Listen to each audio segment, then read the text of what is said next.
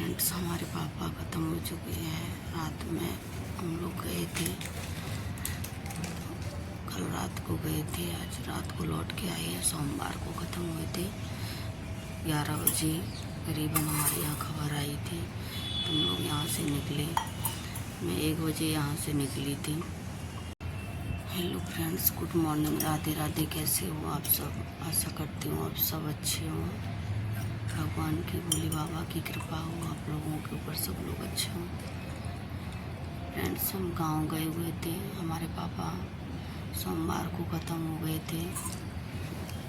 दिन में खबर आई थी पापा बहुत ज़्यादा सीरियस हैं, तो दीदी का फ़ोन आया 4 बजे के टाइम पे, पापा बहुत सीरियस हैं, भैया लेके जा रहे हैं हॉस्पिटल। भैया लेके गए हॉस्पिटल में, उनको आराम मिला, घर लेके आ गए। और फिर मैंने दीदी से पूछा, सब लोग बोल रही थी दीदी निकलेंगे, सब लोग देख लेंगे पापा को। तो दीदी बोले अभी आराम है, चलेंगे, बात को बता रहे अब ठीक है, पापा अच्छे हैं एकदम।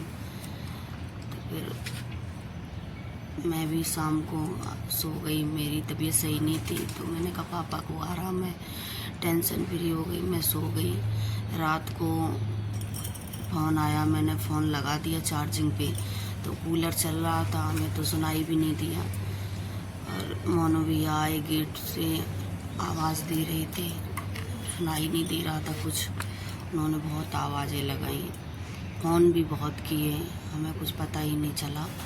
उसके बाद उन्होंने गेट बहुत बजाए, फिर अचानक से ये खड़े हुए। मैंने कहा पता नहीं क्या हो गया। मैं इनके पीछे पीछे मैं अचानक सो के जगह सपना भी देख रही, पता नहीं क्या क्या उल्टा सीधा सपना देख रही थी, बहुत जी घबरा रहा था। तो ये उठे एकदम, मैं बड़बड़ा गई, मैंने कहा क्या हुआ। मैं इनके पीछे पीछे तो बाहर देखा, मोनू भैया कह रहे तुम्हारे पापा ख़त्म हो गए। मैं एकदम से ऐसे ही शॉक रह गई, मुझे इतनी टेंशन, इतनी घबराहट, मुझे ये नहीं समझ में आ रहा मैं क्या करूं, कैसे करूं। फिर जल्दी से इन्होंने कहा, मेरे तो समझ में ही नहीं आया मैं क्या करूं। फिर मैंने जल्दी जल्दी कपड़े पहने और फिर ये मुझे छोड़ने गए 37 बस रुकवा ली थी, 37 छोड़ने गए। उसके बाद फिर काफ़ी देर तक बस भी रुकी रही। फ़ोन कर दिया था बस वाले को, तो फिर चाचा की लड़की का फ़ोन आया कि हम भी आ रहे हैं। फिर हम सब लोग गाड़ी से गए, उनकी गाड़ी थी चाचा की लड़की की। तो यहाँ से 1 बजे हम लोग 1-1:30 बजे यहाँ से निकले थे 37 से। हम 8:30 बजे वहाँ पहुँच गए थे गाँव में। माँ भी हमारी बचपन में ही ख़त्म हो गई थी, और पापा भी चले गए। तो माँ बाप के बिना तो फिर मायका नहीं होता है। अब क्या, मायके में भाई एक थे, भाई बड़े वाले, वो भी ख़त्म हो गए, उन्हें शायद 3री साल लग गई है। वो जमुना में डूब गए थे, भागवत की फूल रोड से रहने गए थे, तो वो जमुना में नहाने लगे, उसी में डूब गए। 2-3 दिन बाद मिट्टी मिली थी। माँ बचपन में ही ख़त्म हो गई। पापा थे, वो भी ख़त्म। एक छोटा भाई है, वो भी बेचारा अकेला है, बहुत परेशान रहता है, बहुत कमज़ोर भी है। हम लोग चले आए, रात को लौट आए थे, मिट्टी लग गई। हम लोगों ने नहाया आया, फिर वहाँ से शाम को फिर वहाँ से निकल लिए। वहाँ क्या करते हैं, हमारी एक दीदी रह गई हैं इटावा वाली, वो पास में रहती हैं, तो वही रह गई थी।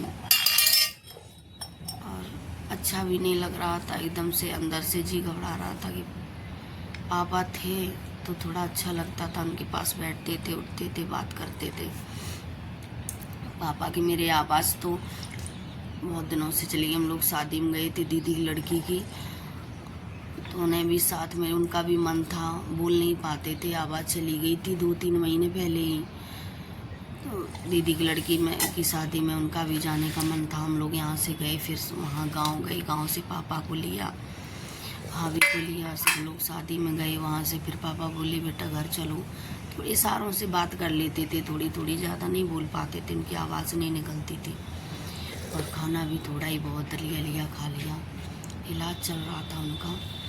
तो फिर वहाँ से हम लोग गांव आए। पापा मेरे कभी नहीं रोते थे। हम लोग यहाँ से गए थे तो पहली बार रोए थे बहुत। जब आए थे हम तब भी रोए थे। तो लास्ट बार मैंने अपने पापा को देखा था, बोले थे अभी तो गए तो वो ख़त्म ही हो गए थे, मुझे मिट्टी मिली थी उनकी। तो अब क्या है, भाई एक है बस, उसका एक छोटा सा बेटा है, वो भी बहुत परेशान रहता है, बहुत कमज़ोर है। पता नहीं, मन नहीं कर रहा था छोड़ने का, लेकिन वहाँ करते भी क्या, सब लोग, रुका भी नहीं जाता। एक दीदी को छोड़ा है। अब हम लोग देखो 13वीं में जाएंगे, 13वीं करके फिर आ जाएंगे। पापा थे तो मन करता था, बहाना से भी पापा की तबीयत ख़राब है, ऐसे भी कोई नहीं जा पाता, हम भी नहीं जा पाते थे क्योंकि बच्चे पढ़ने लगे हैं तो कोई नहीं जा पाता है, अपनी सब गृहस्थी में फंसे हुए हैं। ऐसे अभी कहा था पापा की तबीयत ख़राब है तो शादी में भी हुए थे, पापा को भी देख आए थे। अब वो भी नहीं है। भैया भाभी बुलाएंगे तो जाएंगे, नहीं बुलाएंगे तो नहीं जाएंगे। एक हमारी मौसी हैं, उन्होंने मुझे पाला, हम लोगों को बहुत प्यार दिया। वो भी बहुत बीमार हैं, वो भी बेचारी हॉस्पिटल में भर्ती हैं। पापा ख़त्म हुए, वो भी नहीं आ पाई, वो कानपुर भर्ती हैं। वो तो बहुत ज़्यादा दिक्कत में, कभी गिर जाती हैं, कभी कुछ हो जाता है। जितना ही उन्होंने अच्छा किया लोगों के लिए, उतना ही वो बहुत परेशान है। इतनी पूजा पाठ, लोगों की मदद करना, लोगों को खाना खिलाना, भूखा नहीं जाने देती थी किसी को भी। कोई भी आ जाए द्वार पर, बस कह दे मुझे भूख लगी है, चाहे वो कहीं जा रही हो, चाहे वो रास्ते में हो, वहाँ से लौट के आके उसे खाना बना के खिलाती थी। आज वो भी परेशान, वो भी पापा ख़त्म हुए, नहीं आ पाई। सब लोग आए थे, मामा मामी मौसी सब लोग आए थे। हमारी चाचा की लड़कियाँ, एक बुआ आई थी हमारी, मौसी हमारी नहीं आ पाए। उनसे ही हमारे पापा का लड़ाई झगड़ा ऐसे करते रहते थे और कहते थे मौसी कब आएंगी, वही नहीं आ पाई हमारी मौसी। वो मौसी ने हम लोगों को बहुत प्यार दिया, पाला हम लोगों को। मम्मी नहीं थी, बचपन में उन्हीं के पास हम लोग रहते थे, नंसार में पढ़े, उनके पास रहे, बहुत प्यार दिया उन्होंने। लेकिन हम लोग देखने भी नहीं जा पा रहे। अभी शादी में गए थे तो सोचा देख आते हैं दिव्यापुर। तो मौसी हमारी हॉस्पिटल में कानपुर गिर गई थी, तो वो हॉस्पिटल में कानपुर चली गई थी। अभी आई, अभी भी पापा ख़त्म हुए तो वो हॉस्पिटल में ही थी कानपुर। मैंने फ़ोन किया रात में, मौसी पापा ख़त्म हुए, बोल रही थी कि बेटा मैं तो दिव्यापुर कानपुर में भर्ती हूँ। उन्होंने भी नहीं देख पाया। अब क्या, माँ बाप के बिना तो क्या माई का है, कुछ नहीं। अगर भैया भाभी बुलाएंगे तो जाएंगे, नहीं बुलाएंगे तो नहीं जाएंगे।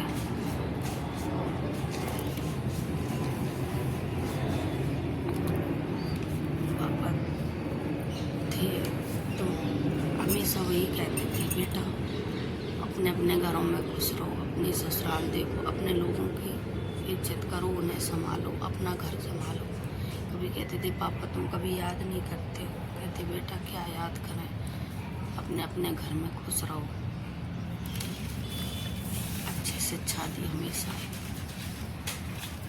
शादी पे, हर किसी की शादी पे यही कहते थे हमारी बेटी में कोई कमी हो तो डांटना, कुछ भी करना, मैं कभी कहने नहीं आऊँगा कि आपने ये क्या किया।